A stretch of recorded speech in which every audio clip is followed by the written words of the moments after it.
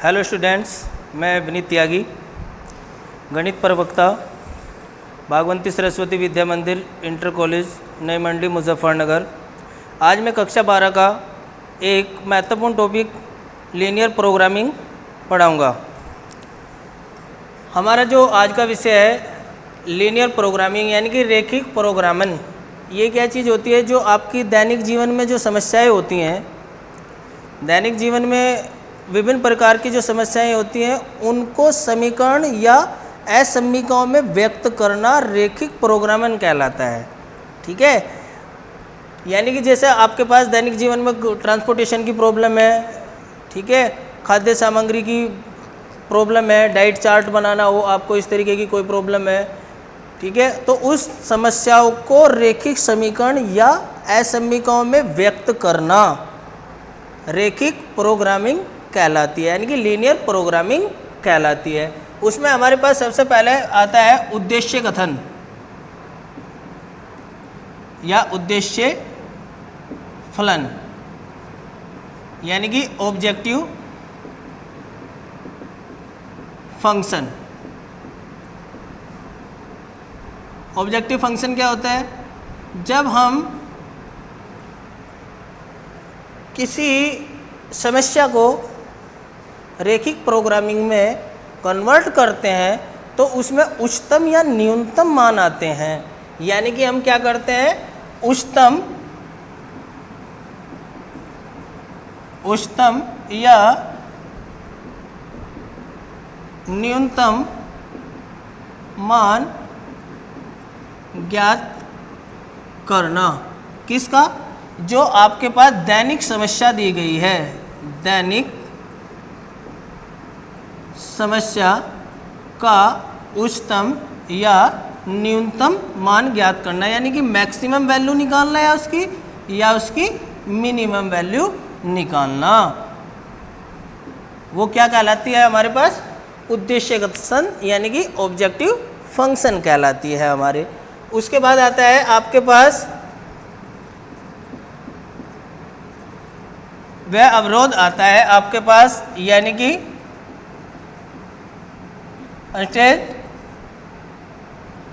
ये क्या चीज़ होती है आपके पास?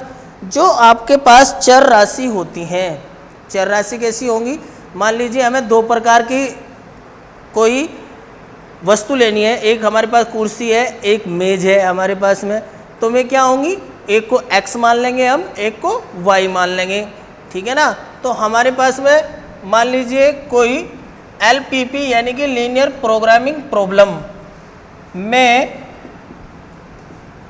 चर राशियों के लिए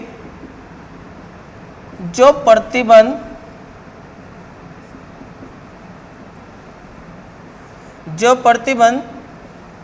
समीकरण या असमीकरणें,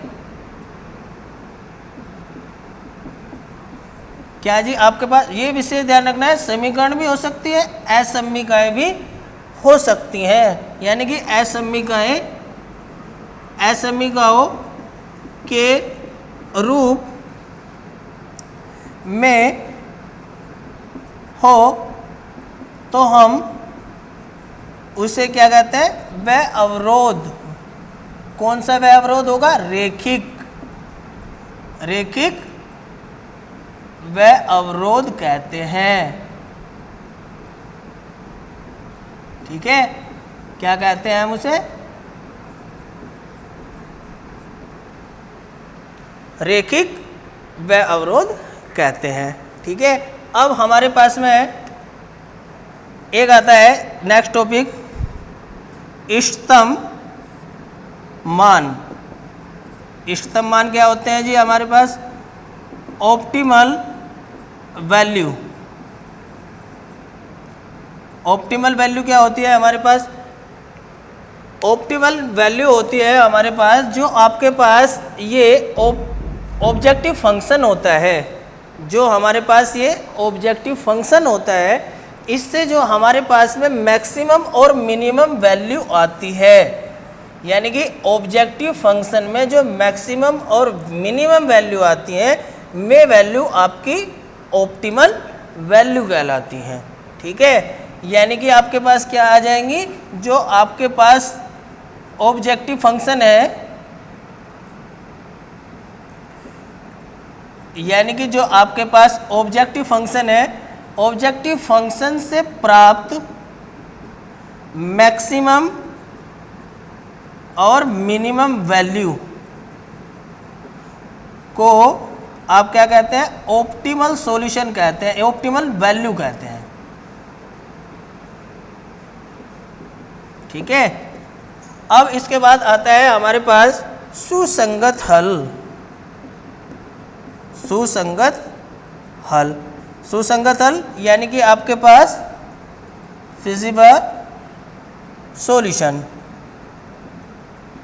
ये क्या होता है भाई हमारे पास सुसंगत हल, जो आपके पास ये आपके पास वह अवरोध है, इसमें आपके पास दो तरीके के चर होंगे, x या y। ठीक है, इसमें जो x y जो आपके पास चर है उससे जो सेट बनकर तैयार होगा, यानी कि हमारे पास क्या होगा, जो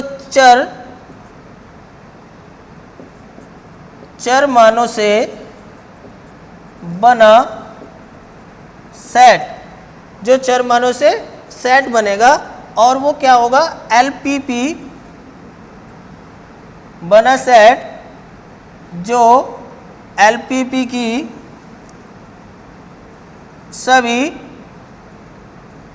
वह अवरोधों को संतुष्ट करता है, संतुष्ट करता है। वो क्या कहलाता है, आपका सुसंगत हल कहलाता है। वो क्या कहलाता है, हमारा सुसंगत हल कहलाता है। अब हमारे पास आता है इष्टतम हल। इष्टतम हल, इष्टतम हल क्या हो गया आपके पास में, ऑप्टिमल सॉल्यूशन।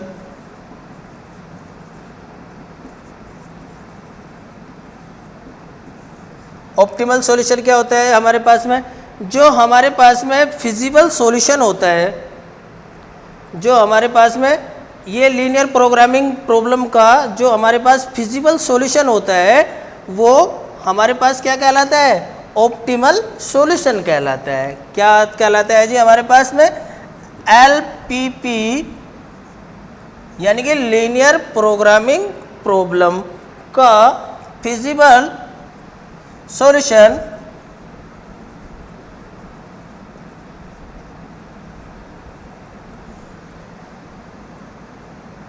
आपके पास क्या कहलाता है, ऑप्टिमल सॉल्यूशन कहलाता है।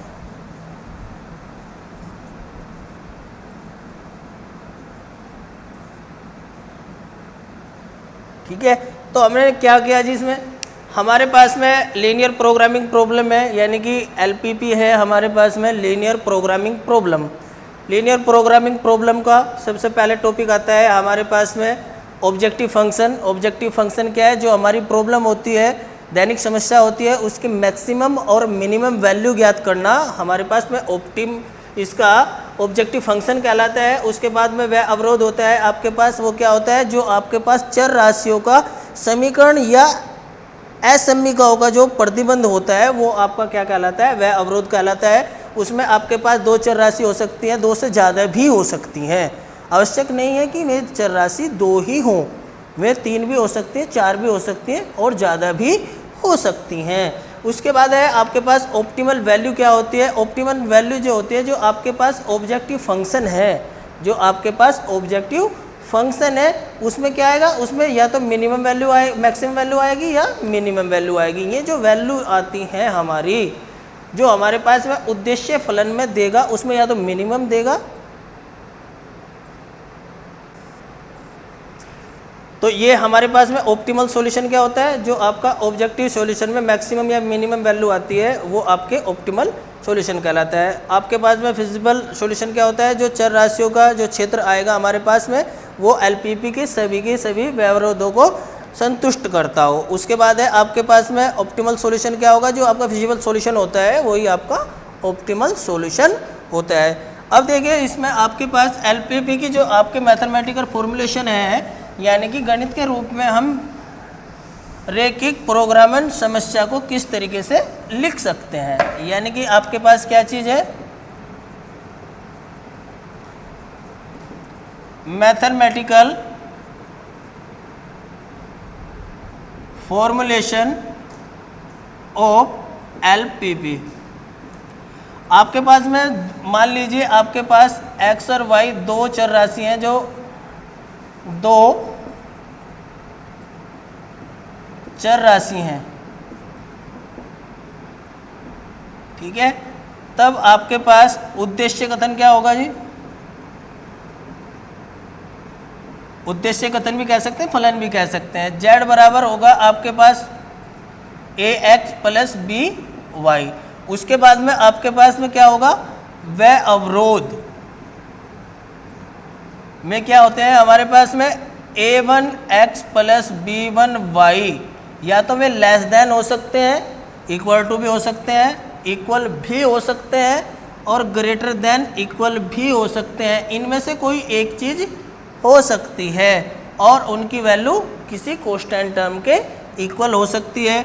दूसरा हमारे पास में यही कंडीशन आ सकती है दूसरी, वह अवरोध में भी हमारे पास में ये आपका मैथमेटिकल फॉर्मूलेशन है, जो x और y होती हैं उनकी value greater than equal to 0 होगी। या तो हम कोई प्रोडक्शन करेंगे या हमको नहीं करेंगे। ऐसे तो हम उसको नहीं कह सकते हैं कि हमने क्या किया, हमने -3 वस्तुएं बनाई, ऐसे तो हम उसको नहीं कह सकते। हम क्या कहेंगे, या तो हम वस्तु बनाएंगे ही नहीं, अदरवाइज बनाएंगे तो हम 1 2 4 6 उससे कुछ भी बना सकते हैं, या हम बनाएंगे नहीं 0 होगी उसकी वैल्यू, उसकी वैल्यू कभी माइनस नहीं होगी। चलिए हम एक क्वेश्चन देखते हैं।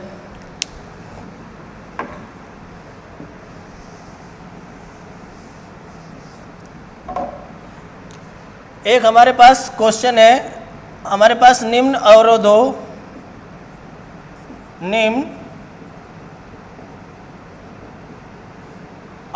के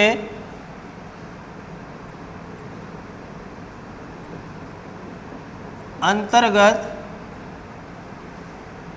उच्चतम मान या अधिकतम मान ज्ञात कीजिए।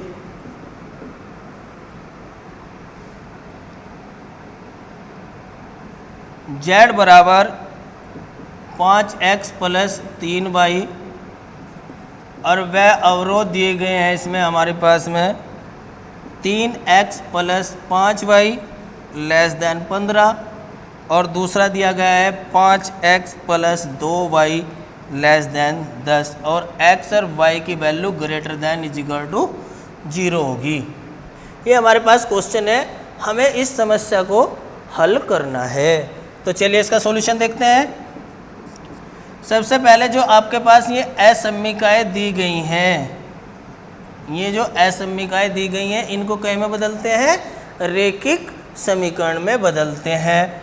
तो हम क्या करते हैं, सर्वप्रथम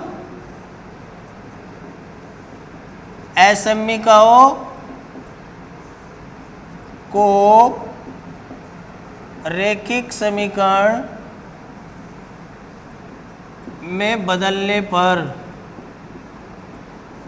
क्या होगा जी, हमारे पास 3x प्लस 5y बराबर 15। ये हमारे पास कैसी आ गई, रैखिक समीकरण आ गई। हम यहाँ पर क्या करते हैं, हमने पुट किया x इज इक्वल टू 0, तो हम यहाँ पर 0 वैल्यू पुट करेंगे तो कितना आ जाएगा हमारे पास, ये हो गया हमारे पास 3 गुणा 0 प्लस 5y बराबर 15। तो 5y बराबर 15, तो y का मान कितना आ गया, 3 आ गया हमारे पास में, जब हमारे पास x की वैल्यू 0 थी। अब हमने दोबारा से वैल्यू पुट की y बराबर 0, तो हमारे पास कितना हुआ, 3x प्लस 5 गुणा 0 बराबर 15। तो 3x बराबर कितना हो गया हमारे पास 15, तो x बराबर 3 पंजे 15। तो ये हमारे पास दो वैल्यू आ गई। इसका एक हम टेबल बनाकर उसमें इनकी वैल्यू पुटअप कर देते हैं, ये x और ये y, एक वैल्यू हम इसमें छोड़ देंगे क्योंकि हमें इक्वेशन भी सोल्व करनी पड़ती है इसमें। तो हमारे पास में x की वैल्यू 0 है तो y की वैल्यू 3 है, और y की वैल्यू 0 है तो x की वैल्यू 5 है हमारे पास में।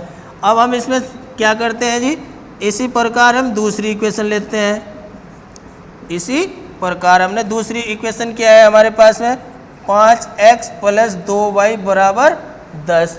अब इस इक्वेशन में हम क्या करते हैं, इस इक्वेशन में भी हम पुट x = 0 रखते हैं तो y का मान कितना आ जाएगा हमारे पास, 5। y का मान यहाँ से 5 आ गया। और यदि हम इसमें y = 0 रखेंगे तो x का मान कितना आ जाएगा हमारे पास में, 5x + 0 = 10। तो 5x = 10, तो x का मान हमारे पास में यहाँ से 2 आ जाएगा। तो एक हम इसकी भी टेबल बना देंगे x और y। तो हमारे पास में x की वैल्यू 0 थी तो y की कितनी आई थी हमारे पास, 5।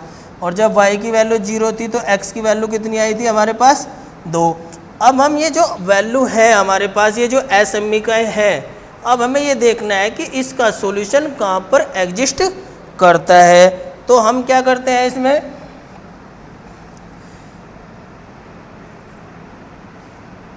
जीरो जीरो एसएमई का 3x + 5y < 15 में रखने पर, रखिए 0 + 0 <= 15, तो 0 ये हो गया। तो हमारे पास में सुसंगत हल कहाँ होगा, मूल बिंदु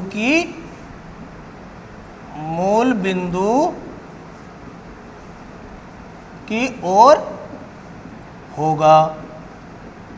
ठीक है, जब ये इसको संतुष्ट कर देती है तो क्या होता है, मूल बिंदु की ओर होता है। यदि वो इसको संतुष्ट नहीं करता तो मूल बिंदु से दूर जाता है। इसी प्रकार हम दूसरी वाली इक्वेशन में रखेंगे। इसी प्रकार 0 0 एसएमई का कौन सी है हमारे पास, 5x + 2y <= 10 में रखने पर, रखिए भाई इसमें वैल्यू 0 + 0 < 10। तो 0 < 10 ये क्या है, सत्य है। ऐसे भी लिख सकते हैं हम इसको, यहाँ पर भी लिख सकते थे हम इसको, सत्य है। तो आपके पास तो यहाँ पर भी क्या आ जाएगा, इसलिए सुसंगत हल कहाँ होगा, मूल बिंदु की ओर होगा। ठीक है जी। अब हमारे पास में क्या चीज़ आती है, अब हमारे पास में ये हमारे पास में दूसरा टॉपिक था इसका, ये तीसरी वैल्यू निकाल ली है हमने, 3 लगातार चलते हैं।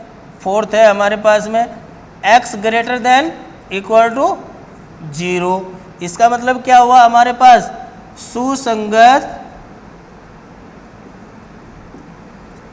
क्षेत्र या हल फर्स्ट चतुर्थांश में होगा। ऐसे ही आपके पास y > के लिए भी दोनों के कंडीशन क्या है, क्योंकि या तो इसकी वैल्यू 0 है या 0 से ज़्यादा है, तो वो वैल्यू कहाँ पर होंगी, प्रथम चतुर्थांश में ही होंगी। अब देखिए हमारे पास में क्या चीज़ है, अब ये 2 इक्वेशन है हमारे पास में, इससे आगे चलते हैं, इनकी आवश्यकता नहीं है हमें, सिर्फ हमें इस टेबल की आवश्यकता है। में हमने बना ली है दोनों टेबल, इसकी भी हमें कोई आवश्यकता नहीं है, मूल बिंदु की ओर है, इसको भी यहीं पर छोड़ देते हैं। अब हम क्या करते हैं, 5th नंबर पे देखते हैं जी। हमारे पास 3x + 5y = 15 एक है, हमारे पास में 5x + 2y = 10। हम इन दोनों समीकरणों को हल करते हैं। इसका नाम रख लीजिए नंबर 1, नंबर 2। ये हमने इक्वेशन कक्षा 10 में हल की है। इसे हम कैसे करते हैं, इसके किसी एक के गुणांक बराबर कर लेते हैं। हम समीकरण 1 में तो गुणा 2 से की, तो ये आ गया हमारे पास, और समीकरण 2 में गुणा हमने 5 से की। तो हम समीकरण नंबर 1 में 2 से गुणा करते हैं, 3 दूनी 6, और इसे हमने 2 से की, 2 पंजे 10, और इसको 2 से गुणा की 30। अब समीकरण नंबर 2 को करते हैं 5 से, तो ये कितना हुआ 25, और प्लस 5 दूनी 10, और इसे 5 से करेंगे तो 50। अब हमने इसको माइनस कर दिया क्योंकि इसके गुणांक बराबर है, तो इसमें से कितना बचेगा हमारे पास में, ये हो गया माइनस के 19x, और ये तो हमारे पास कैंसिल हो गया, और यहाँ से कितनी वैल्यू बची 20, वो भी कहेगी माइनस की, तो x का मान हमें पता चल गया 20/19। इसको यहीं पर रखेंगे, इसको हमने पुट किया, पुट इन फर्स्ट, हमें इसकी आवश्यकता थी तो इसको हम वहीं पर रखेंगे, आवश्यकता पड़ेगी हमें इसकी, तो यहाँ पर रख दिया हमने 3 गुणा 20/19 प्लस 5y बराबर 15। तो ये कितना हुआ 5y बराबर 15 माइनस 20 दिया 60/19। कितना एलसीएम आ गया 19, 15 की गुणा कर दो, 15 9 135, तो कितना आ जाएगा आपके पास 5 13 हो गया आपके पास 15 एकम 15 और 13 कितने हो गए आपके पास 8 2, ये हो गया 200, ये और माइनस के ये आ गया आपके पास, तो कितना आ जाएगा 2 2 5 बटे ये, तो y यहाँ पर 5 आ गया, 5 से काट दीजिए, 5 चौक 20 5, तो y की वैल्यू कितना पता चली हमें 45/19। तो ये दोनों समीकरण ये क्या होते हैं, जब हम इन दो इक्वेशन को हल करते हैं और x और y के जो मान आते हैं में इन दोनों रेखाओं के प्रतिच्छेद वैल्यू आती है, यानी ये हमने कक्षा 10 में पढ़ा हुआ है, जब हमने दो चर वाली रेखिक समीकरणों को हल किया था। तो हमारे पास में x की वैल्यू कितनी आई 20/19 और यहाँ पर 45/19, ऐसे ही यहाँ पर आई हमारे पास 20/19 और 45/19। ये हमने इसलिए नहीं हिसाब किया था क्योंकि हमें इनकी आवश्यकता पड़ती है। अब देखिए हम इसकी क्या फिगर बनाते हैं। अब इसकी किसी भी चीज़ की हमें कोई आवश्यकता नहीं है। अब हम इस सब को रेज कर देते हैं, साफ कर देते हैं। अब देखिए हमारे पास में इसका हमें फिगर बनानी है, तो फिगर बनाने के लिए ये x एक्सिस और ये y एक्सिस, तो हमारे पास में सबसे पहले बिंदु क्या है, हम इस वाली इक्वेशन को देख रहे हैं, तो हमारे पास में एक बिंदु है 0, मान लीजिए 1 2 3 यहाँ पर है, इसकी वैल्यू है 3 और 0, उल्टा लिख दिया हमने 0 3, ठीक है जी। एक है हमारे पास 1 2 3 4 5, ये है हमारे पास 5 और 0, हमने इसको इससे मिला दिया। हमारा क्षेत्र कैसा था, मूल बिंदु की ओर, ये क्या है हमारा मूल बिंदु, तो इसका क्षेत्र कहाँ होगा, मूल बिंदु की ओर होगा। ये हमारे पास जो पॉइंट है 20/19 और 45/19, इनकी आवश्यकता हमें बाद में पड़ेगी। तो देखते हैं, अब हम दूसरी वाली लाइन को देखते हैं। दूसरी लाइन पे है 0 5, तो 3 तो यहाँ है आपके पास, 4 और 1 5, तो यहाँ पर हुआ आपके पास 0 और 5, और दूसरा है 0 और 2, ये रहा आपका 0 और ये है आपके पास 2 और 0, इसको आपने यहाँ मिला दिया। इसका क्षेत्र भी क्या है, मूल बिंदु की ओर है, और इन दोनों से रिलेटेड क्षेत्र कितना है, सिर्फ इन दोनों से प्रतिबंधित क्षेत्र तो ये है हमारे पास, तो ये क्षेत्र कौन सा होगा, ये मात्र ये क्षेत्र होगा। तो जहाँ पर ये दोनों बिंदु काट रहे हैं, इनका नाम रख दीजिए ABC, इसका नाम कितना, इसकी वैल्यू कितनी आएगी, जहाँ पर ये इंटरसेक्ट करते हैं 20/19 और 45/19, ये मान आया आपके पास में। अब हमारे पास में इसकी हमें कोई आवश्यकता नहीं है, तो इनको भी हमने सबको कैंसिल किया।